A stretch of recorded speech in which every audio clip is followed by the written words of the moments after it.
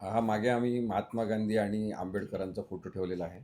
जो आपल्या सगळ्यांना माहिती आहे की पुण्यात जेव्हा अभिजित दिपके आला होता, तेव्हा त्याला आम्ही तोच फोटो दिला होता. कारण की अ, महात्मा गांधींचे आणि आंबेडकरांचे विचार एकत्रितपणे लोकशाहीचा बुलंद आवाज आहेत. आणि त्यामुळे आपण त्या फोटोनी त्याचं स्वागत केलं होतं फोटो देऊन. आज ते छायाचित्र दिल्लीच्या जंतर मंतरवर ठेवण्यात आलेलं आहे. आणि आंदोलनाची दिशा ही लोकशाहीपूर्ण राहील, शांततापूर्ण राहील, अहिंसक राहील, याची दिशा नक्की करणारी ही प्रतिमा आहे असं माझं मत आहे. म्हणून आपण पण हा फोटो इथे ठेवलेला आहे.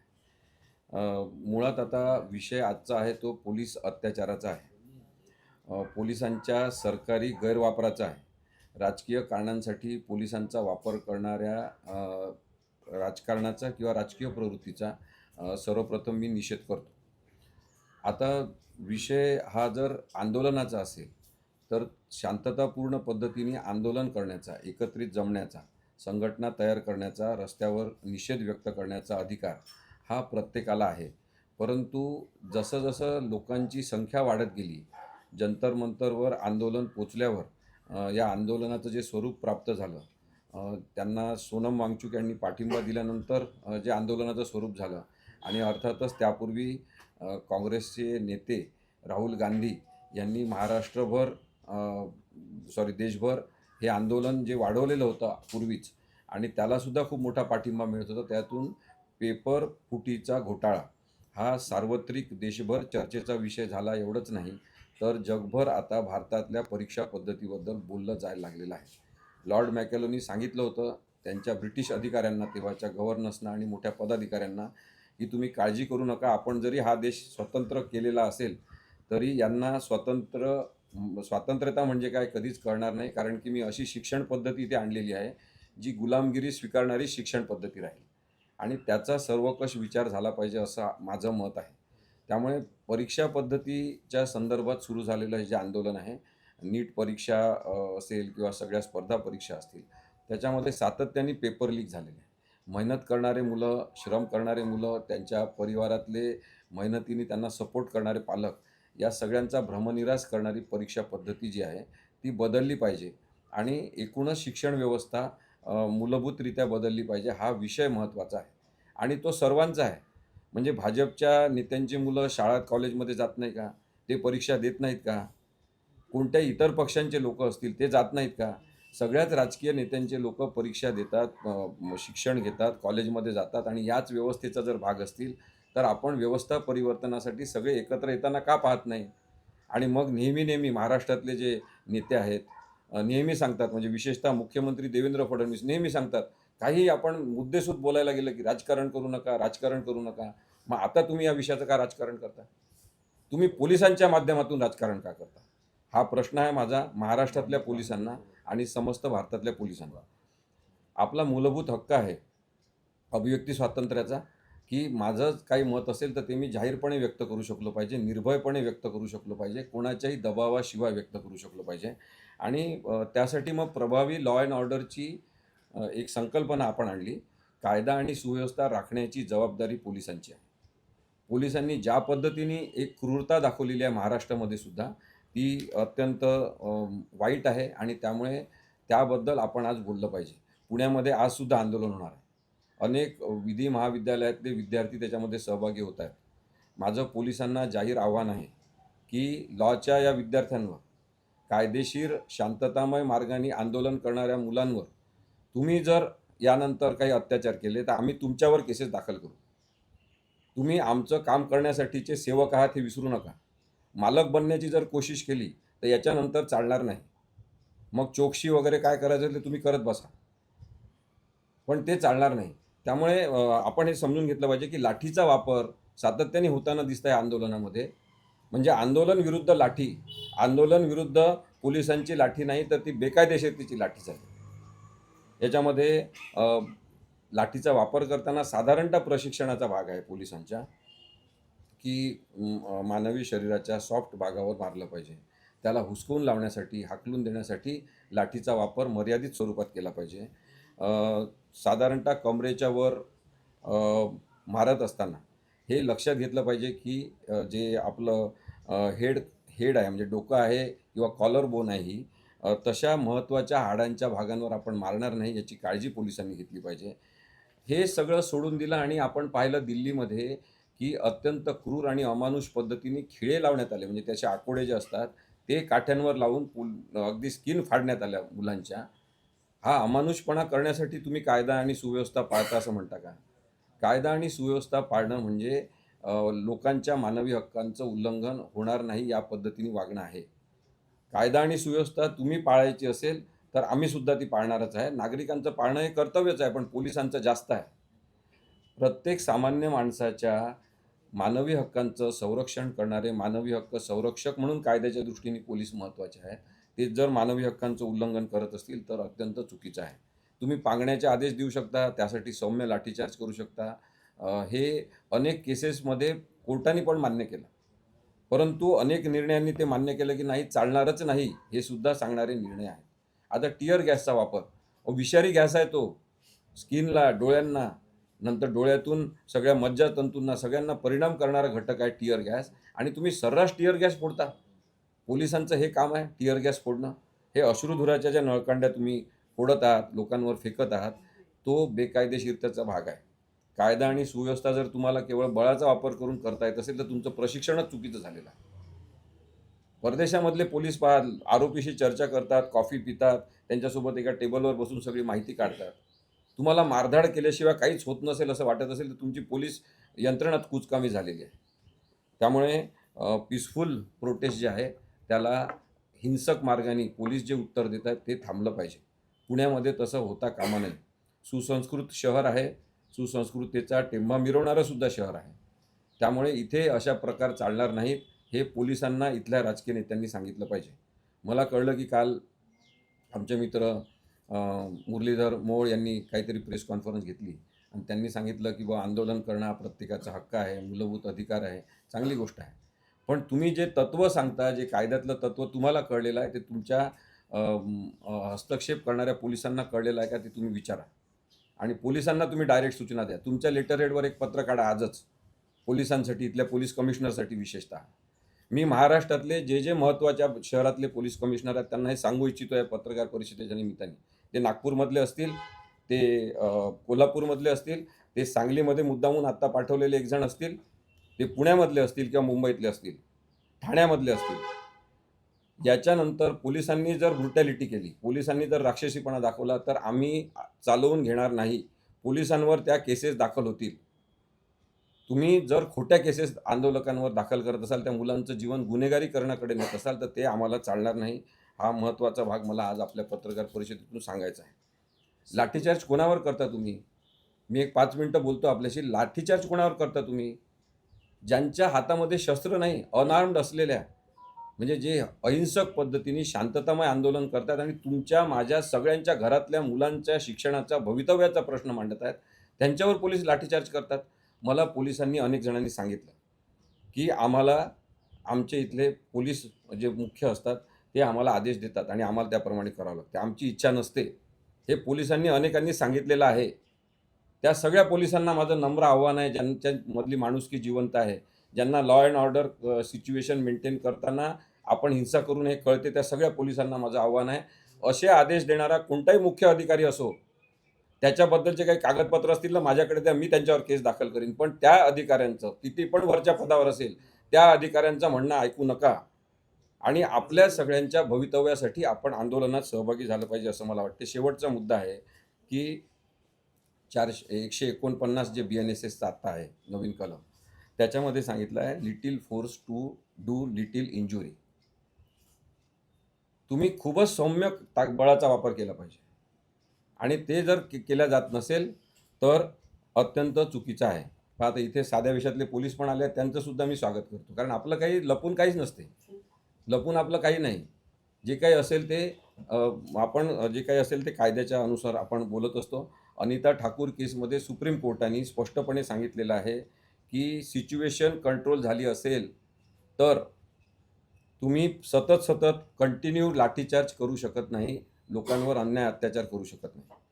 त्याच्यामुळे फंडामेंटल राईट्स म्हणजे मूलभूत हक्क आणि मानवी हक्क याची जाणीव पोलिसांना असली पाहिजे. मी स्वतः पोलिसांच्या अनेक ट्रेनिंगला गेलेलो आहे, पोलीस प्रशिक्षण केंद्रांमध्ये गेलेलो आहे. त्यांना त्यावेळेस मानवी हक्क संरक्षण हा विषय शिकवला जायचा. आता मानवी हक्क आणि मूलभूत हक्क हे जणू त्यांच्याकडून हद्दपार करून टाकलेलं आहे प्रशिक्षणातून. त्यामुळे हा सुद्धा एक महत्त्वाचा मुद्दा आहे आणि मला हे सांगायचं आहे की कायदा आणि सुव्यवस्था राखणारी यंत्रणा म्हणजे पोलीस आहे. तुम्हाला लॉ अँड ऑर्डर मेंटेन करायची आहे. पीसफुल प्रोटेस्टरना मारण्याचा अधिकार तुम्हाला नाही. जे शांततामय मार्गाने आंदोलन करतात त्यांचं संरक्षण तुम्ही केलं पाहिजे. मग आता शांततामय म्हणजे काय हे ठरवण्याचे अधिकार पोलिसांना नाही. कारण का ते पोलीस आहेत, ते न्यायाधीश नाहीत. माझं स्पष्ट सांगणं आहे सगळ्या पोलिसांच्या मुख्य अधिकाऱ्यांना, की तुम्ही न्यायाधीश बनण्याचा प्रयत्न करायचा नाही. आम्हाला चालणार नाही. आम्ही नागरिक आहे, तुम्ही आमच्यासाठी काम करता. आणि म्हणून मी अत्यंत स्पष्टपणे आपल्याला सांगतो, आणखी 2-3 घटना सांगतो आपल्याला, की मुंबईमध्ये जो आपण व्हिडिओ पाहिला अनेकांनी, की थेट धमकी दिलेली आहे त्या पोलिसांनी, की 2-3 पुड्या ड्रग्सच्या टाकून देईन तुमच्या खिशामध्ये आणि नंतर अशा पद्धतीची केस करीन की जन्मभर बाहेर येणार नाही. त्या पोलिसावर कारवाई झाली असं कळलेलं आहे मला. सगळे पोलीस असे नसतात हे मला सांगायचं आहे. अशा राजकीय प्रवृत्तीचे जे पोलीस आहेत आणि मुख्यतः ते पोलीस महत्त्वाच्या पदांवर, वरिष्ठ पदांवर बसलेले पोलीस अधिकारी आहेत, जे राजकीय दृष्टिकोनातून भ्रष्ट झालेले आहेत. त्यांच्या डोक्यातली लोकशाही नष्ट झालेली आहे. त्यानंतर मुंबईमध्ये 1000 केसेस साधारणतः करण्यात आल्या. ही पद्धत आहे कामाची. म्हणजे Shivaji Park police station 600 cases, Mahim police station 100 cases, Dadar police station 70 cases, Sion police station 40+ cases, Wadala police station 25 पेक्षा जास्त केसेस, वरळी पोलीस स्टेशन 21 पेक्षा जास्त केसेस, त्यानंतर कालाचौकी पोलीस स्टेशन 20 पेक्षा जास्त केसेस, भोईवाडा पोलीस स्टेशन 20 पेक्षा जास्त केसेस. त्या सगळ्या मुलांनी मला मुंबईतून फोन केले. केस दाखल करू असं आपण ठरवलं. मुलांसोबत आमची चर्चा झाली. मी त्यांना सांगितलं नाही परत न्यायाधीशांसमोर केस जाणार. ज्या न्यायाधीशांना सुप्रीम कोर्टात जायचं असतील ते न्यायाधीश परत न्यायनिर्णय देणार नाही. ते कोणाचं ऐकून घेणार नाही. ते म्हणतील की नाही तुम्ही ही प्रीमॅच्युअर केस केली आहे किंवा काहीतरी कारण काढतील आणि आंदोलन चुकीचंच आहे असं पण सांगतील. त्यामुळे सगळ्यात महत्त्वाचा मुद्दा आहे की आपल्याला न्यायप्रिय, लोकशाहीचे सेवक असलेले आणि संविधानाच्या दृष्टीने मांडणी करणारे पोलीस पाहिजे, न्यायाधीश पाहिजे, वकील पाहिजे, डॉक्टर पाहिजे, इंजिनियर पाहिजे आणि पत्रकारसुद्धा पाहिजे. तर लोकशाही ही जिवंत होऊ शकेल असं माझं म्हणणं आहे. रस्त्याच्या बाजूला चालणाऱ्या, आंदोलन पाहत जाणाऱ्या लोकांना सुद्धा मारहाण करण्यात आलेली आहे पोलिसांतर्फे. त्यानंतर लाईव्ह लोकेशन शेअर करण्याला सांगितलं आहे पोलिसांनी, मुंबईतल्या, नागपूरमधल्या अनेक ठिकाणचे. माझं पुण्यातल्या पोलिसांना नम्र निवेदन आहे की तुम्ही कोणाचंही लाईव्ह लोकेशन तुम्ही द्या असं सांगू शकत नाही. ते पुट्टास्वामी जजमेंटनुसार खाजगी जीवन जगण्याच्या म्हणजे राईट टू प्रिव्हसीच्या अधिकारांचं उल्लंघन आहे. माझं हे सुद्धा सांगायचं सगळ्या महाराष्ट्रातल्या लोकांना की जर पोलिसांनी तुम्हाला लाईव्ह लोकेशन शेअर करा असं सांगितलं तर त्या पोलिसांचे ते मेसेज घ्या, त्यांना लेखी द्या म्हणून सांगा. त्या सगळ्या पोलिसांची नोकरी गेल्याशिवाय राहणार नाही. कारण की तुम्ही लाईव्ह लोकेशन कोणाचं मागूच शकत नाही. अन्याय करणं आहे हा प्रकार सगळा. त्यानंतर नागपूरला 50 जणांवर केसेस दाखल केल्या आणि डिटेन्शन करण्यात आलं. बेकायदेशीरित्या गुन्हा दाखल न करता डिटेन्शन करण्यात येते. डेक्कन पोलीस स्टेशनला परवा साधारणतः 2:30-3 वाजेपर्यंत मुलांना ठेवण्यात आलं होतं. हे सुद्धा चुकीचं आहे. आता इथे दुसरा एक प्रश्न आहे तो प्रपोर्शनेट, म्हणजे अतिरेकी बळाचा वापर न करता सौम्यपणे आणि आवश्यक बळाचा वापर करणे हे सुद्धा ठरवण्याचे अधिकार पोलिसांना नाहीत. त्यांना सौम्य म्हणजे सौम्यच बळाचा वापर केला पाहिजे. आम्ही म्हणतो म्हणून तो प्रपोर्शनेट आहे असं होणार नाही. जो प्रपोर्शनेट पॉवरचा वापर असेल तोच झाला पाहिजे. मुंबईमध्ये ॲडव्होकेट सौम्या कोरडे आहे, तिला हाऊस अरेस्ट केलेली आहे. अनेक जणांना सांगितलं घरातून बाहेर निघायचं नाही, बाहेर निघायचं असेल तर आम्हाला सांगायचं. असं तुम्ही करू शकत नाही. पोलिसांना अधिकारच नाही आहे. हे जर पुण्यात झालं तर आम्हाला कळवा, हे जर नागपूरमध्ये झालं तर आम्हाला कळवा, हे जर छत्रपती संभाजीनगरमध्ये झालं तर कळवा, सांगली, कोल्हापूरमध्ये झालं तर कळवा. आपण अशा सगळ्या पोलीस अधिकाऱ्यांना नोकरीतून घालवलं पाहिजे. त्याच्याशिवाय पोलीस व्यवस्थापन चांगलं होणार नाही. आपल्याला पोलीस दल हे आपलं हे लक्षात घ्या, आपल्या सगळ्यांचं आहे. अनेक पोलीस चांगले आहेत. त्या चांगल्या पोलिसांना काम करण्याची संधी देण्यासाठी आपल्याला वाईट पोलिसांना लवकरात लवकर घालवलं पाहिजे. आणि त्यामुळे वाईट प्रवृत्तीविरुद्धचं सुद्धा हे आंदोलन आहे. सोशल मीडिया वॉच पोलीस करू शकत नाही. एक आयेशा खान नावाची कोणीतरी अभिनेत्री आहे, ती उभी होती ते आंदोलन पाहत. ती घोषणा पण देत नव्हती तेव्हा, तरीसुद्धा तिला अरेस्ट करण्यात आलं, तिला ताब्यात घेण्यात आलं. हे चुकीचं आहे. डिटेन करण्यात आलं, हे चुकीचं आहे असं डिटेन्शन करणंसुद्धा. त्यामुळे बळाचा अतिरेकी वापरसुद्धा चालणार नाही. माझ्यासोबत आमची सगळी वकिलांची टीम आहे, काही लॉचे विद्यार्थी आहेत आणि आम्ही आजच्या आंदोलनामध्ये जर काही पोलिसांनी गडबड केली तर त्यांच्यावर कारवाई करू. कायद्याचा आवाज आम्ही करत राहू. बेकायदेशीरतेचा आवाज जर काही पोलिसांना करायचा त्यांनी करत राहावं, पण आम्ही चांगल्या पोलिसांना समोर आणू आणि चांगल्या पोलिसांना समाजासमोर आणून त्यांचा सत्कारसुद्धा करू. परंतु याच्यानंतर एखादा पोलीस अधिकारी मोठ्या पदावर बसला असेल, तर तो स्वतःला हुशार समजत असेल आणि माझ्याजवळ सगळे पॉवर असे समजत असेल, तर तसा हुकुमशाही पोलीस ऑफिसर आम्हाला नको. हे मी आपल्याला स्पष्टपणे सांगतो. आपल्याला काही विचारायचं तर विचारा. सर, तुम्ही दिल्लीतल्या आंदोलनाचा उल्लेख केला. दृश्य आता सगळ्यांच व्हिडिओ ते दाखवले. तुम्ही याचा कॉग्निझन्स घेणार आहात का? तुम्ही जे पोलीस अधिकारी किंवा आहेत, आपण बघितलंय का पोलीस अधिकाऱ्यांचं निलंबन झालं दिल्लीतलं. एक पोलीस मुलीच्या बॅक साईडला काठी मारतोय, त्यांचंही निलंबन करण्याचं मागणी आहे. तुम्ही काही गुन्हे वगैरे दाखल करणार आहात? न्यायालयात जाणार आहात का दिल्लीत तो जो लाठीचार्ज झाला त्याच्या विरोधात? आम्ही वकील असून सुद्धा अशा प्रकरणांमध्ये नेहमी लोकांना हा सल्ला देत असतो की न्यायालयात जाण्याचा शेवटचा पर्याय ठेवा. आता रस्त्यावरच आंदोलन झालं पाहिजे. न्यायालयामध्ये न्याय मिळतो.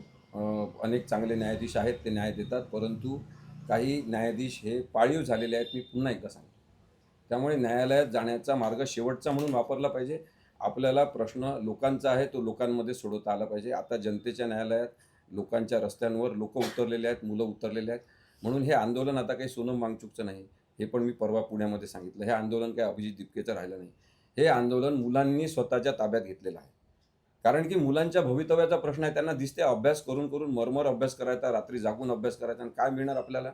तर पेपर लीक होणार. ज्यांच्याजवळ पैसे असतील त्यांना मार्क मिळणार आणि ते पुढे पुढे जाणार. हे सगळं थांबलं पाहिजे. गुणवत्तेचा आदर झाला पाहिजे आणि गुणवत्तेचा दर्जा कायम ठेवायचा असेल तर परीक्षा पद्धती आपल्याला चांगली केलीच पाहिजे. पण माझा पुढचा मुद्दा हा आहे की शिक्षण व्यवस्थाच चांगली केली पाहिजे, की वर्षभर अभ्यास करायचा आणि ते 3 तासाची कोणीतरी परीक्षा घेणार आणि 3 तासावर ठरवणार कोण हुशार आहे आणि कोण कमी हुशार आहे, असं नसते. 3 तासाची परीक्षाच बंद झाली पाहिजे. आपल्याला मूलभूत शिक्षण पद्धतीचा विचार करता आला पाहिजे. जर पोलिसांनी लाठीचार्ज केला तर त्यांच्यावरती गुन्हे दाखल करा, असं तुम्ही सांगितलेलं आहे. एकंदरीत ही महाराष्ट्रभर असणार का देशभर ही वकिलांमार्फत तुमच्या क्वेश्चन राहतो? नाही बघा, काही जण पोलिसांची सुद्धा बदनामी करण्यासाठी या आंदोलनामध्ये पोलिसांनीच अलाव केलेलं आहे त्यांना. म्हणजे दिल्लीमध्ये आम्ही जे पाहिलं की काही विशिष्ट राजकीय पक्षाच्या लोकांना काठ्या देण्यात आल्या. पोलीस आहे असं दाखवणारं हेल्मेट देण्यात आलं. साध्या वेशात ते पाठवण्यात आलं. त्यांना विचारतात लोक की तुम्ही कोण आहे, कोणत्या पोलीस स्टेशनच्या, ते सांगू पण शकत नाही. त्यामुळे पोलिसांनी सुद्धा सतर्क राहिलं पाहिजे की त्यांची बदनामी होत असेल अशा लोकांमुळे, तर त्यांनी त्या लोकांना थारा देऊ नये खरं म्हणजे. आणि त्यामुळे माझं हे आव्हान आहे पोलिसांना की त्यांनी चांगल्या पद्धतीने कायदेशीर वागणूक ठेवली तर काही प्रश्न नाही. पण जे पोलीस चुकीचं वागत असतील त्यांना नाव विचारा, त्यांची नेमप्लेट पहा, त्यांचे नेमप्लेट लिहून ठेवा. त्यांचे ते काय पोलीस काय बक्कल नंबर असेल, कॉन्स्टेबल नंबर असेल, पोलिसांचं नाव असेल ते लिहून ठेवा. त्यांच्याबद्दल आपण एकत्रित तक्रारी करू. सर, तुम्ही बघितलं, आपण व्हिडिओ बघतोय दिल्ली किंवा इतर ठिकाणी ज्या पद्धतीने हिंसाचार होतोय, तर मग कायदा सुव्यवस्था बिघडवण्याचं काम कोणाकडे होतं? कसं आहे माहिती आहे का, प्रत्येकच आंदोलन जे आहे ते म्हणजे आता नरेंद्र मोदी काल म्हणाले की बाबा मेरे पास मुसद्दा आता मी दिलेला आहे म्हणून. त्याला मसुदा पण म्हणता येत नाही. त्या माणसाला पंतप्रधान केला आपण. मुसद्दा दिला आहे म्हणतो तो माणूस. तर आपल्याला लाज लाज वाटली पाहिजे ना अशा राजकीय लोकांची. त्यामुळे असे जेव्हा लोक असतात की नाही तेव्हा तशाच दर्जाचे लोक सगळीकडे वाढतात. म्हणजे तुम्ही बघा ना, आता न्यायव्यवस्था झाली म्हणजे ते न्यायाधीश, सरन्यायाधीश म्हणतात की वेळच नाही म्हणतात तुमचा व्हिडिओ पाहायला. मग काय पाहायला वेळ आहे तुम्हाला? कशासाठी तुम्ही नोकरी करता? पगार कोण देतात तुम्हाला? हे सरन्यायाधीश असून तरी विचारायला पाहिजे ना. म्हणजे एखाद्या पदावर चुकीचा माणूस बसला असेल तर त्या माणसाच्या प्रवृत्तीबद्दल बोललं पाहिजे. आपल्याला त्या पदाचा आदर आहे, लोकशाहीबद्दल प्रेम आहे. म्हणजे माझं न्यायव्यवस्थेवर प्रचंड प्रेम आहे. पण याचा अर्थ तिथे कोणी पण जाऊन बसेल त्याला आम्ही सर्वोच्च म्हणायचं असं कसं चालणार आहे? आणि म्हणून मला असं वाटते की हे आंदोलन जे आहे ना ते प्रश्न विचारणारं आंदोलन आहे. हे लोकशाहीचे प्रश्न उपस्थित करणारं आंदोलन आहे. बऱ्याच जणांनी पत्रकारांवर पण आरोप केले. म्हणून मी काल पोस्ट पण लिहिली. किंवा सगळे पत्रकार तसे नाही आहे. हे ग्रामीण भागातले पत्रकार आहेत, स्थानिक पत्रकार आहेत, संघटनेतून काही जण चळवळीतून आलेले आहेत. त्यांना माहिती आहे लोकांचे प्रश्न. पण त्यांच्यावर पण काही दबाव आहे ते आपण समजून घेतलं पाहिजे. पण त्याचबरोबर याचा अर्थ जे मीडिया हाऊसेस हे विकल्या गेलेले त्याच्याबद्दल बोलायचंच नाही असं नाही. त्याच्यामुळे लोक प्रश्न विचारत आहेत. या मुलांची भाषा आणि कल्पकता अत्यंत वेगळी आहे. आणि त्या दृष्टीने जर आपण त्यांचे पोस्टर्स बघितले, त्यांचे 2-2 ओळीतले वाक्य लिहिलेले बघितले आणि ते जे काय परिणामकारक आहे, ती लोकशाही जिवंत होण्याचं लक्षण आहे. त्यामुळे आता ही लोकशाही व्हायब्रंट झालेली आहे. दिस इज काय म्हणतो व्हायब्रंट डेमोक्रेसी. आणि व्हायब्रंट डेमोक्रेसी जेव्हा होते तेव्हा त्याच्यासमोर अन्याय टिकत नाही, अत्याचार टिकत नाही, मूर्खपणा टिकत नाही. आणि दिखाऊपणासुद्धा गळून पडतो. सर, विद्यार्थ्यांना ज्यांनी मारहाण केली अशा पोलिसांवर कायद्यात काय कारवाईची तरतूद आहे? पण त्याच्यामध्ये एकतर आम्ही त्यांच्यावर क्रिमिनल केसेस दाखल करू शकतो जर आमच्याजवळ तसे पुरावे असतील तर. पोलीस प्राधिकरण म्हणून त्यांचं आहे, त्यांच्याकडे आम्ही त्या पोलिसांची तक्रार करू शकतो आणि तीसुद्धा तक्रार त्यांचेच रिटायर्ड झालेले काही निवृत्त अधिकारी, वरिष्ठ अधिकारी हे तपासत असतात. त्यांच्याकडे तक्रार करून त्याचा फॉलोअप घेऊन त्यांच्या नोकरीमधले प्रमोशन थांबतील, इन्क्रिमिनेशन मिळणार नाही, कोणतेही सोयीसुविधा मिळणार नाही, अशीसुद्धा व्यवस्था करता येऊ शकते. पण माझं काय मत आहे की आपल्याला कोणती बदल्याच्या भावनेने कारवाई करायची नाही. तर जे चुकीचे खरोखर पोलीस असतील त्यांच्यावर कारवाई झाली पाहिजे आणि त्यासाठी कायद्यातले जे काही उपलब्ध मार्ग आहेत ते आम्ही वापरू. ह्युमन राईट्स कमिशनकडे तक्रार करता येते. जर लहान मुलं असतील 16 वर्ष आतील त्यांना मारलं असेल तर चाइल्ड राईट्स कमिशनकडे आम्ही तक्रार करणार. जर मुलींसोबत अत्याचार झाला असेल, म्हणजे आपण पाहिलं काही पोलीस ज्या राक्षसी पद्धतीने मुलींच्या शरीराला स्पर्श करतायत, ओढत आहेत काही काही शरीराचे भाग, तर त्यांच्यावर महिला आयोगाकडे आम्ही तक्रार दाखल करणार. त्यामुळे ह्या सगळ्या मार्गांचा वापर आम्ही करणार. पण आता आपल्याला पोलीस व्यवस्थासुद्धा चांगली पाहिजे आणि मला हे नक्की माहिती आहे की 80% पोलीस चांगले आहेत. जे वरिष्ठ अधिकारी असतील ना त्यांनी याच्यातून संदेश काय घ्यायचा असेल तो घ्यावा. आम्हाला आता याच्यानंतर चालणार नाही. तर दिल्लीतल्या आंदोलनातल्या काही विद्यार्थ्यांचे पासपोर्ट रद्द करण्यासाठी पोलीस चाचपणी करतात. त्याच्या संदर्भात काही गुन्हा दाखल करता येतो का? कारण हिंसाचार करणारे असे म्हणून त्यांचे पासपोर्ट रद्द करायची पासपोर्ट हा अभिव्यक्ती स्वातंत्र्याचा महत्त्वाचा भाग आहे. आर्टिकल 21 नुसार मानवी प्रतिष्ठेसह जगण्याचा भाग आहे. हे मनेका गांधीच्या केसमध्ये सुप्रीम कोर्टाने अत्यंत स्पष्टपणे सांगितलं आहे. त्यामुळे ते महत्त्वाचं डॉक्युमेंट आहे. काही कारण नसताना तुम्ही पासपोर्ट हे महत्त्वाचं डॉक्युमेंट तुम्ही जप्त करू शकत नाही. त्यासाठी प्रत्येक गोष्टीसाठी प्रक्रिया सांगितली आहे आणि प्रश्न त्याच्यामुळे ड्यू प्रोसेस ऑफ लॉ ज्याला आपण म्हणतो की कायद्याची प्रक्रिया व्यवस्थित पाळली गेली की नाही हा प्रश्न आहे. मग जी पोलिसांनी पाळली नसेल तर त्यांच्यावर कारवाई झाली पाहिजे. जर एखाद्या नागरिकांनी पाळली नसेल त्याच्यावर सुद्धा कारवाई झाली पाहिजे. कायद्याचा वापर समानतेने झाला पाहिजे. तुम्ही कायद्याचे रक्षक आहात म्हणून तुम्ही भक्षक होऊ शकत नाही. पुण्यात जे आंदोलन होते तुम्ही पोलिसांना इशारा देता, तुम्हाला काय अशी कल्पना आहे की पोलीस असं करू शकतात? काही इनपुट्स आहेत का तुम्हाला? नाही इनपुट वगैरे काही नाही, पण आम्हाला अनुभव आहे ना इथल्या पोलीस कमिशनरचा.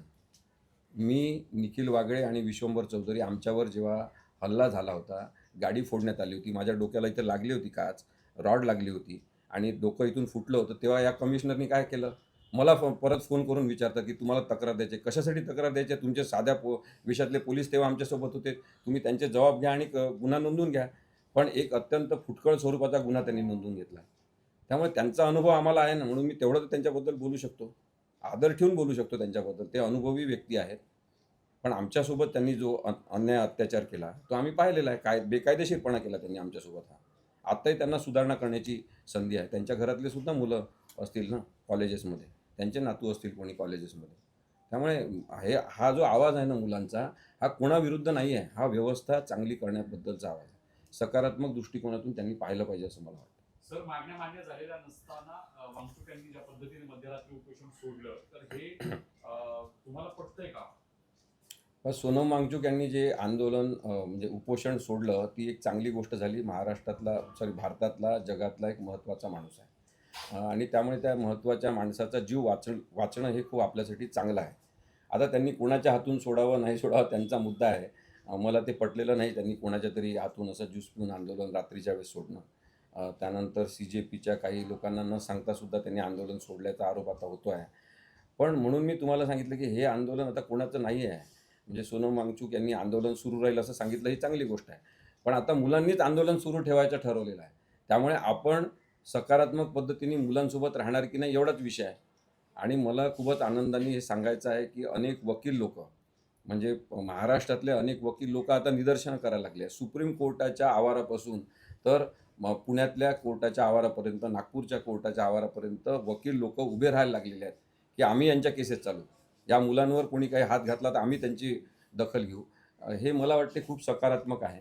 खूप माध्यम प्रतिनिधी सपोर्ट करत आहेत, मीडियाचे लोक खूप सकारात्मक पद्धतीने पुढे येत आहेत आणि त्यामुळे हे आंदोलन जे आहे ते एका कोणाचं राहिलं नाही. सोनम वांगचूक यांनी जरी उपोषण संपवलं तरी आंदोलन सुरू राहणार आहे. अभिजित दिपकेनी काही पण सांगितलं तरी आंदोलन मुलांचं आता झालेलं आहे.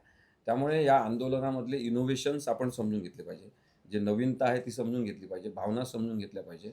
आणि हे आंदोलन आता मला नाही वाटत की त्या धर्मेंद्र प्रधानच्या यांनी सुटेल राजीनाम्याने सुद्धा. कारण की आता प्रधान ते पंतप्रधान असा प्रवास मुलांनी केलेला आहे त्यांच्या आंदोलनातून, आणि त्यामुळे आता पंतप्रधानांचाच राजीनामा मुलं मागत आहेत.